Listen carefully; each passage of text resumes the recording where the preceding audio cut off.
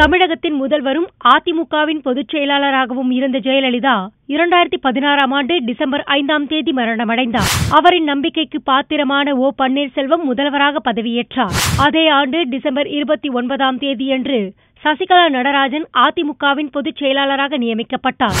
2017 பிப்ரவரி 5ஆம் தேதி OPS தனது முதல்வர் பதவியை ராஜினாமா செய்தார்.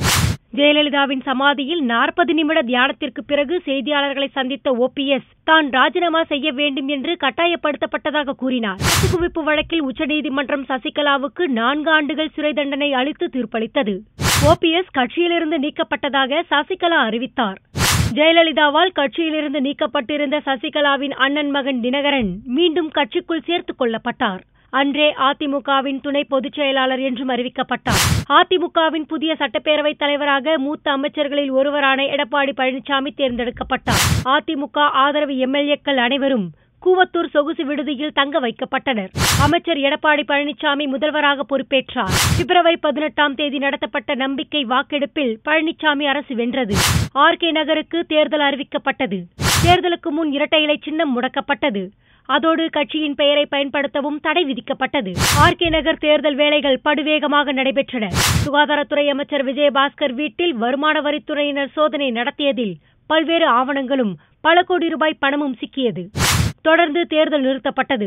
பிரிந்த 2 அணிகளும் இணையும் என்று எதிர்பார்க்கப்பட்டது.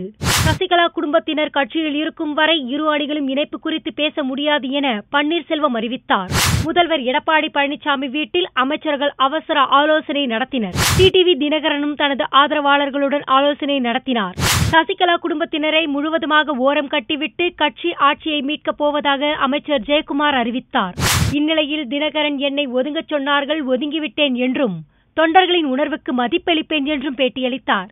தினகரன் மீது சுமத்தப்பட்ட வழக்கின் விசாரணை மே 10ஆம் தேதி ஒத்திவைக்கப்பட்டது. தினகரன் வெளிநாடுகளுக்கு தப்பிச் செல்லாமல் இருக்க அனைத்து விமான நிலையங்களிலும் உஷார்படுத்தப்பட்டுள்ளன. லோக்சபா துணை சபாநாயகர் தம்பிதுரை கவர்னரை சந்தித்தார். வழக்குகளிலிருந்து தப்பிக்கவும் இரட்டை இலையை கைப்பற்றவும் தான் இந்த விலகல் நாடகம் என்று சர்ச்சை கிளம்பியது.